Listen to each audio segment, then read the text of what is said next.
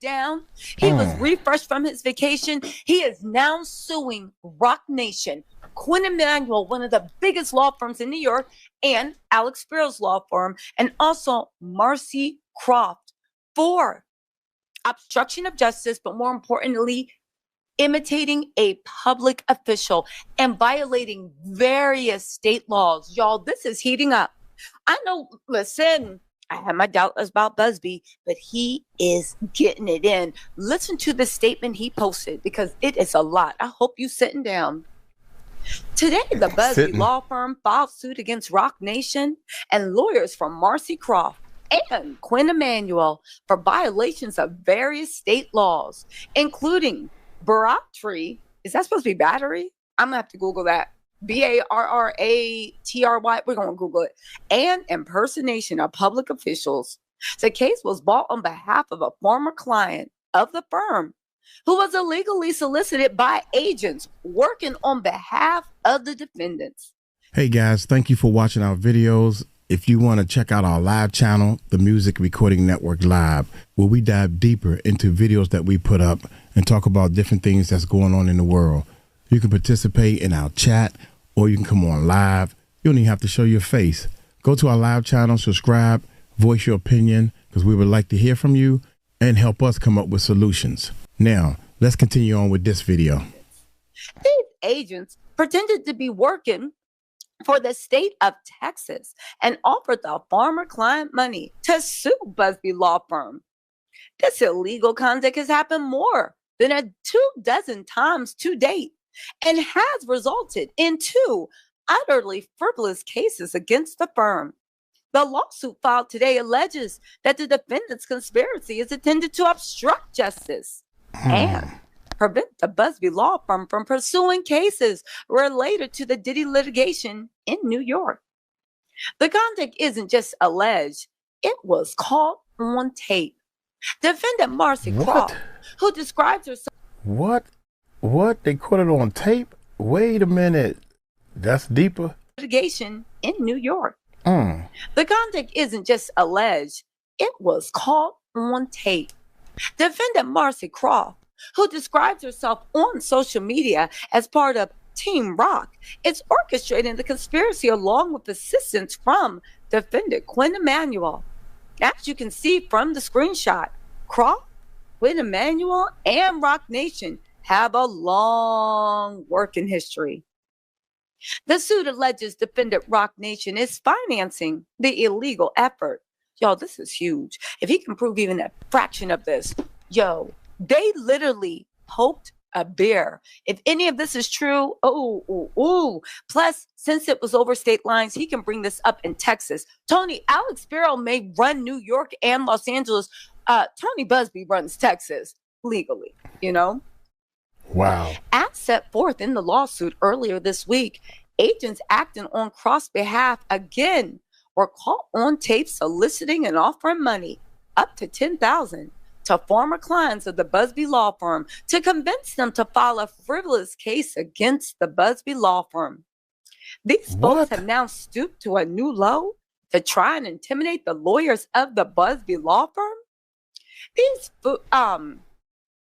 These folks have stooped to a new low to try and intimidate the lawyers of the Busby law firm from doing their important work.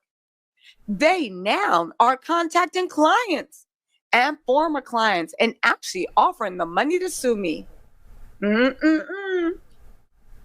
This conduct was specifically targeted at my firm as we would not pursue cases related to the Diddy litigation. Let me be clear. We will not be bullied or intimidated.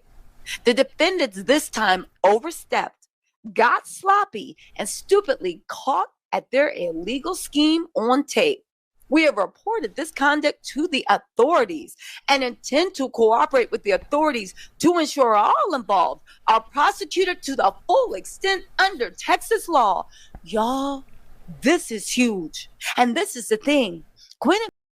Tony Busby has always been known for his fearless approach to confrontation, but his most recent legal battle with Jay-Z and Roc Nation has sent shockwaves through both the legal and entertainment worlds. At the heart of this growing controversy is a daring lawsuit filed by Busby accusing the Roc Nation powerhouse, the prestigious law firm Quinn Emanuel, and Mississippi attorney Marcy Croft of orchestrating the secretive conspiracy aimed at obstructing justice. This isn't just a typical legal dispute, it's a complex war involving allegations of misconduct, hidden alliances, and a web of high-profile figures caught in the crossfire.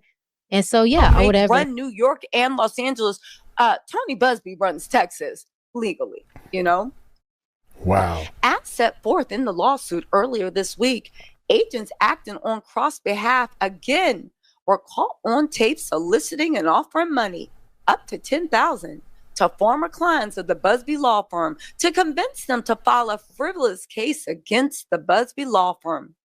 These folks have now stooped to a new low to try and intimidate the lawyers of the Busby law firm.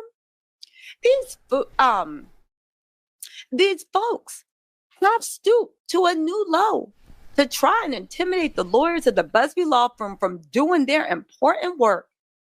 They now are contacting clients and former clients and actually offering them money to sue me. This conduct was specifically targeted at my firm as we would not pursue cases related to the Diddy litigation. Let me be clear. We will not be bullied or intimidated. The defendants this time overstepped, got sloppy, and stupidly caught at their illegal scheme on tape. We have reported this conduct to the authorities and intend to cooperate with the authorities to ensure all involved are prosecuted to the full extent under Texas law. Y'all, this is huge. And this is the thing. Quinn Emanuel and Alex Spira kept pushing for everything to be litigated in a public manner and also in the state of New York and in federal court in New York. No, not so fast. Busby seems to have got them. If what he is alleging in this lawsuit is true, and also remember how they were like, if this happened, you should report it to the authorities. Wouldn't you say? Tony said, yeah, I would say that. And guess what? I did report it to the authorities. You have overstepped. You have gotten sloppy. Y'all, is this why Tony Busby was being so quiet? Is this why Tony Busby was literally on vacation? Yo, I feel like I'm in an episode of Memento. I'm literally backtracking on everything we thought was happening. I tried to tell everybody that they lawyers, they know. We haven't passed the bar. We don't know what plan of attack they had. We don't know how they gonna do this. They gotta be sneaky, you know, for lack of a better word, sneaky, to get this stuff done correctly. So we counting on you, and I think he pulling through. I really think he is. Crafted by the narrative that Jay-Z's lawyer Alex Spira put out. Remember when Tony Busby was sitting there on vacation, and I was like, Busby, they destroying your client. What you doing? And he literally posted on his Instagram stories him chilling in Mexico in a private dining area being serenaded by mariachi singers singing New York to New York. Start spreading the news. He said, I want to be. He literally was belting it out with them. This is why. Because he already knew he had something for their ASSs. He already knew. You think you're going to drag me? Guess what? We're going toe to toe. You guys, it cannot be understated how bad this is for Quinn Emanuel.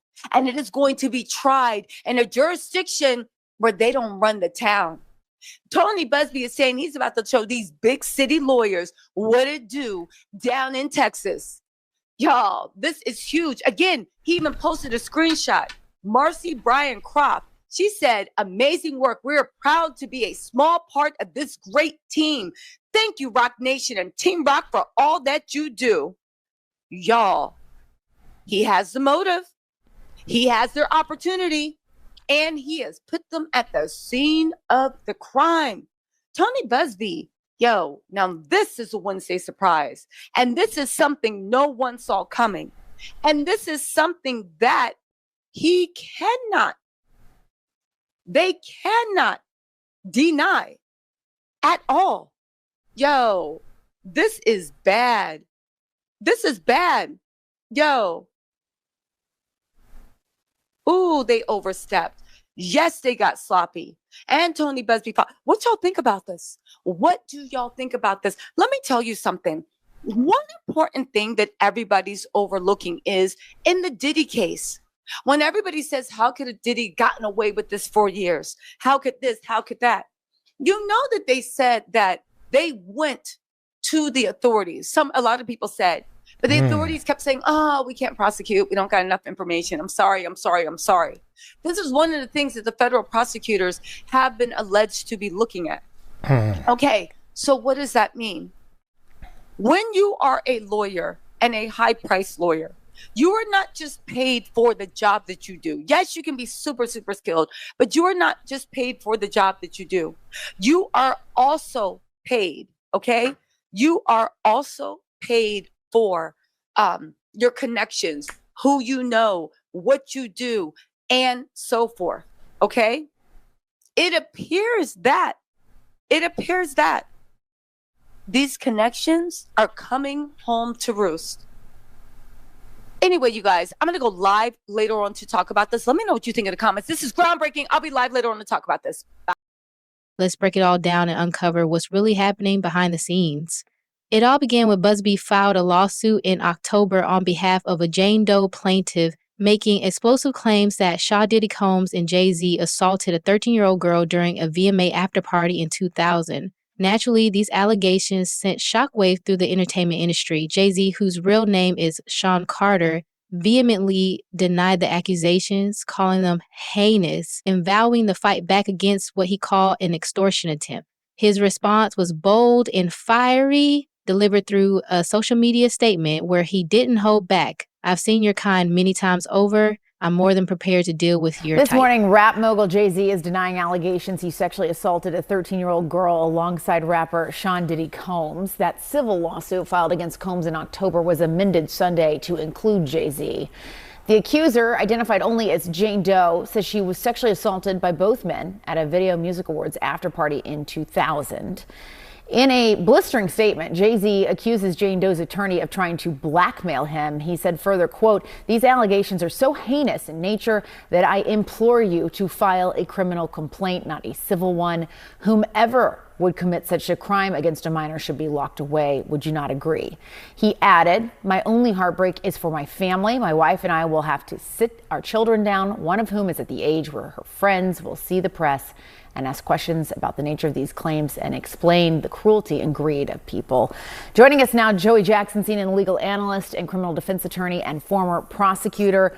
There's a lot to unpack here. Joey, I want to start with just the statement from Jay-Z, which is so forceful in its denial. I just read a teeny part of it. It's long, where he says that they should file a criminal complaint. Is that even possible at this point? So based on the allegations, Jessica, good morning. Good to see you. I think that it certainly could be. Why do I say that? Now, he, of course, is more than annoyed, would be an understatement. Yeah. He has a family and he has a lot to protect, including his brand. But to the extent that he's saying, hey, come after me criminally, that could be likely. Why do I say that? Because rape in New York, and what's alleged in this complaint, is forcible compulsion. What that means in English is that it's saying that he held her down, raped her, and that, of course, the allegation is that Mr. Combs did the same thing. And so if those facts are actually accurate, it would require an investigation by prosecutors. And if true, right, you could pursue it criminally. Now, with respect to evidentiary value, yes, it happened 24 years ago, right, more than 24 years ago. But in the allegations, there's a few things. Number one, there's allegation that another celebrity was present at the time, right, in addition to other people. Number two, there's the claim by the victim, right, that she left, that she went and she was seen by a gas attendant who saw her in distress. Number three, that she phone called her dad, who showed up, the 13-year-old, and now removed her. So civil complaint, simply allegations, needs to be proven in a court of law, but if true, it could rise to the level of criminality, and, you know, we'll see what happens, or if the DA looks and investigates. So what happens now? So what happens now is this is simply a civil complaint. And in a civil complaint, it goes through the technical legal process. Now, the distinction, Jessica, between civil and criminal, of course, is that civil is for... Naturally, Roc Nation and its associates have strongly denied these claims. Roc Nation dismissed Busby's lawsuit as baloney, labeling it a pathetic attempt to distract and deflect attention. Marcy Croft, one of the accused, described the allegations as fantastical and vowed to have them thrown out. A spokesperson for Quinn Emanuel also weighed in, asserting that they had no knowledge of the events described and dismissed the lawsuit as monetary baseless. Damages, right? The system can only reward you with money. There's allegations that this 13-year-old is suffering from post-traumatic stress disorder, suffered depression, etc. So now you go to fact-finding, right? Before that, just briefly, there was a demand letter sent. And a demand letter is a letter being sent by a lawyer saying, hey, I don't have to sue you. We can sit, we can mediate it. If we reach an agreement, it never sees the light of day. Jay-Z saying, I don't care about your demand letter. I look at it as blackmail. You want to sue me, sue me. You want to look at it criminally, look at it criminally, but it'll go through the fact-finding process. If a trial is necessary to determine the facts, that's what will happen, but it'll be deemed civil. No indication at this point as to whether or not any criminal investigation will ensue as a result of this. Yeah, and Jay-Z came back incredibly forcefully against these allegations and really singled out that attorney as well for being, I'm paraphrasing here, but greedy, saying he's out to get money, and calling that letter essentially blackmail. Yeah, and in addition to that, Jessica, also suing the attorney, saying he's intimidating him, harassing him, etc. Now, demand letters are not new. What lawyers do is they send them out as a matter of protocol and practice so that you can expedite the process. At the same time, there's certain ethical standards that you have to use, and you have to have a good faith factual belief that this is true. Now, you can argue this complaint was filed in October, right? Could have mentioned Jay-Z then. You didn't. Why? It was amended now to include him. Are the factual assertions true? Are they fact or fiction? Is it a money grab or not? All of that will be litigated in a court of law, but according to Jay-Z, this never happened, is pure fiction. It is a money grab, and he's fighting for his name, reputation, and certainly innocence and justice in his view, which is he didn't have anything to do with it. Yeah, and you touched on a point, too, that I wanted to ask you about, which was that this was an amendment to this already existing lawsuit. What are people to take away from that? The fact that they're coming back and adding to this now with this specific name? Yeah, Jessica, so it depends. That's also common. You could amend lawsuits, right, as a matter of course, and you do, to include certain factual allegations. The interesting thing to me in terms of your question and the takeaway, if you had this information about Jay-Z, it happened allegedly in September of 2000, why not include it in the original complaint? What happened between October and now that necessitated you putting in, and it's a question of credibility. Was he celebrity A, right, as was noted in the October complaint? Is this pure fiction? And what's interesting in the complaint is he really, that is the lawyer, tries to tie Jay-Z to Mr. Combs in so many ways, right? Birds of a feather is the argument that he's making. You can make that argument. You need the facts to sustain it. Let's see if they come up with any facts. All right, we will see. All right, Joey Jackson, thanks so much. What's really going on here? If Busby's allegations hold any truth, it could point to a much larger, more insidious strategy aimed at undermining his credibility and sabotaging the lawsuits he's pursuing against high-profile figures like Diddy and Jay-Z. Busby himself has been outspoken about the stakes, claiming that these individuals have stooped to a new low in their attempts to intimidate the lawyers at the Busby law firm from doing their critical work. He insists he won't back down, even as the pressure from the opposition intensifies. Tonight, Jay-Z's attorney, Alex Spiro, is pushing to get a judge to dismiss the rape lawsuit against his client, citing an NBC News exclusive that found inconsistencies with the accuser's account. We expect Mr. Carter to be fully cleared of all of this in the coming days. Almost nothing that she says has checked out because this never happened. This in the wake of our interview with a 38-year-old mother from Alabama who accuses Jay-Z, whose real name is Sean Carter, and Sean Diddy Combs of raping her when she was 13 years old. She asked us not to reveal her identity. What made you want to come forward? Because I think that I've been quiet long enough. She says that she might have some facts wrong, but that she says the incident happened. What do you say to that? You know, anybody, when they make up a claim, they can just keep repeating it and getting it right. But you never get the details right. And what happened during her interview with you is that the story began to unravel. On the night of the MTV Video Music Awards in 2000, she says Combs' limo driver took her to an after party. There, she says she spoke to musician Benji Madden and his brother. I'm talking to Benji Madden about his tattoo. That's the Last Supper. In a statement to NBC News, a representative for the Maddens confirmed they did not attend the 2000 VMAs and that they were on tour in the Midwest at that time. At the after party, she says she had a drink that made her feel woozy. Then she says Combs and Carter both raped her. She says she ran to a gas station where she called her father, who picked her up. We rode home in silence. She didn't ask me what happened. In an interview with NBC News, her father said he could not corroborate her story. I feel like I would remember that, and I don't, he said.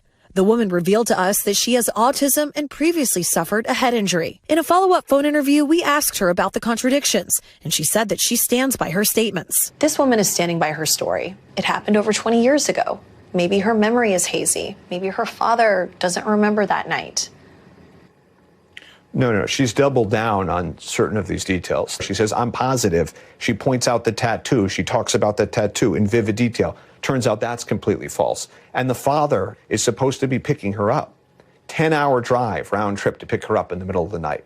Has no memory of that. No one has come forward about this in nearly a quarter of a century, and that's because this never happened. Spyro said he's not only seeking justice for Jay-Z, he says that he also wants to expose the accuser's attorney, Tony Busby. He takes away the voices from real victims and he causes real harm. If this lawyer has any sense, he's going to dismiss this claim.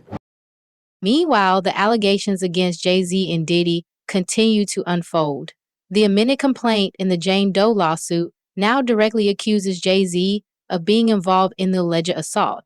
In response, Jay-Z's legal team has gone on the offensive, filing for an emergency protective order to preserve evidence. They argue that Busby has a history of abusing the legal process and allege that he may destroy evidence that could weaken his case. I don't know whether he has any sense. Busby, who has filed more than 20 lawsuits against Combs, told NBC News that he is continuing to vet the accuser's claims and that she has agreed to undergo a polygraph this week. A representative for Combs called the suit a shameless money grab. Since your attorneys refiled the lawsuit against Combs naming Jay-Z, he has come out with a very long statement saying that this is completely not true and that this is all about trying to get money from him. What do you say about that? I haven't asked for a dime from him. It's not everything is motivated by money, and I'm sorry that he feels that it is. This woman also told us on camera last week that this isn't about money. Well, let's be serious. A lawyer like this is not sending out these letters not to make money. He wants money and fame. He doesn't care about truth and justice. And that's what's going on here. Chloe Malas joins us in studio. So, Chloe, explain this to me. The attorney for the plaintiffs, Tony Busby, right?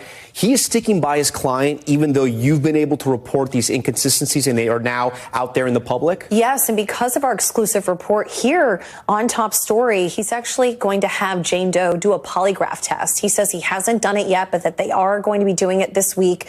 He also said in a statement to us moments ago that their conduct throughout all of this has been beyond reproach and will continue to be, even though that's not what you're hearing Alex Spyro, Jay-Z's attorney, what he's saying.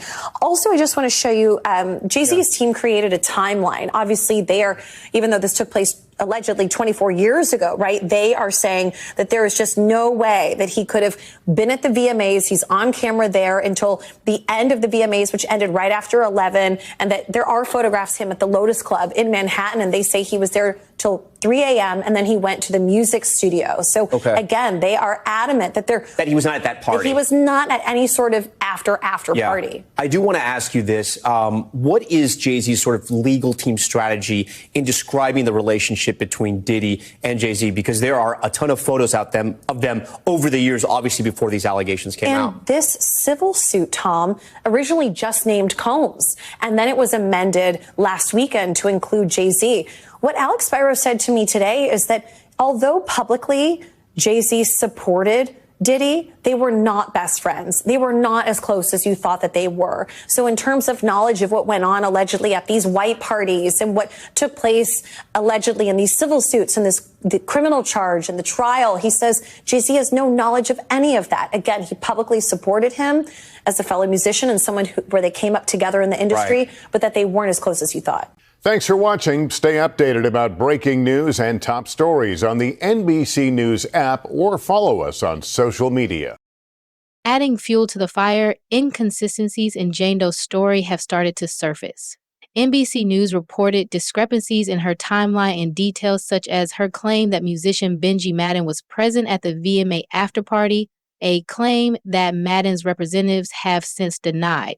Despite these inconsistencies, Jane Doe remains steadfast in her belief that her core allegations are true.